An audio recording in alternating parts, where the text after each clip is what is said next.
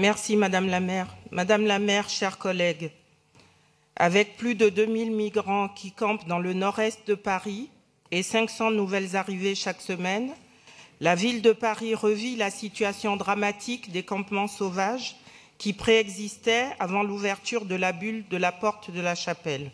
Vous le savez, cette crise-là n'est pas nouvelle, elle dure depuis 3 ans déjà. 3 ans et 30 évacuations de campements sauvages. J'en profite pour remercier toutes les associations qui se sont substituées à vos côtés, à l'État.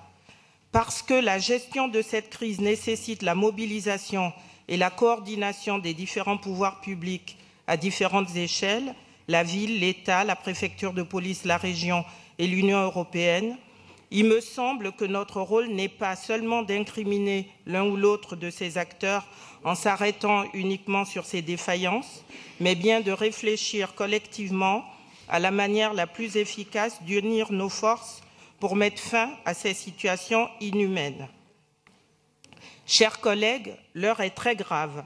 Nous, UDI Modem, avons pris nos responsabilités et dépassé nos clivages politiques en soutenant dès le début cette initiative. Et parce que la gestion de cette crise majeure nécessite la mobilisation de toutes les forces, je regrette vraiment certains propos caricaturaux et excessifs figurant dans plusieurs vœux et plusieurs interventions.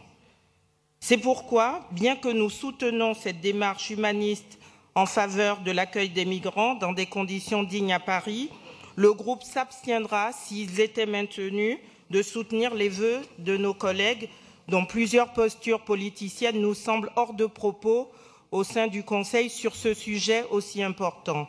Bien évidemment, l'État doit prendre toute sa part et ses responsabilités.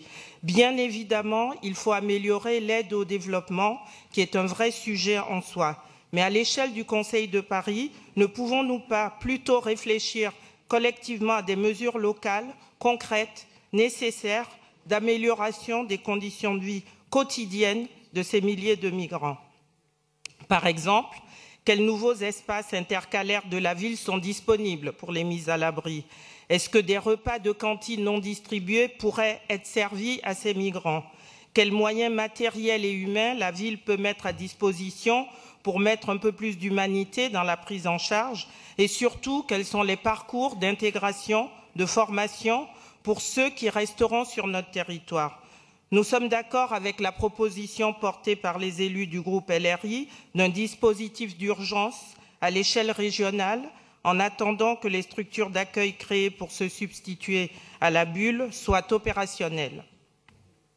Madame la maire, nous soutiendrons le vœu de l'exécutif qui semble mettre à juste titre de côté les postures politiciennes et prendre en compte de manière équilibrée les préoccupations qui sont les nôtres et que nous avons eu l'occasion de porter lors de précédents débats. L'inconditionnalité du premier accueil, la dignité de ces personnes qui arrivent à l'issue d'un long et dangereux périple, et si la politique d'immigration n'est pas du ressort de la compétence communale, pour autant, il nous semble justifié que notre Assemblée demande un bilan objectif des nouvelles mesures.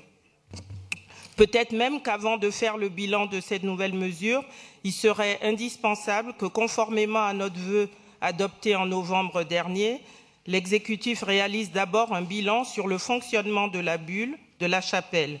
Est-ce qu'il nous sera présenté prochainement? Nous sommes inquiets, Madame la maire, et partageons votre préoccupation.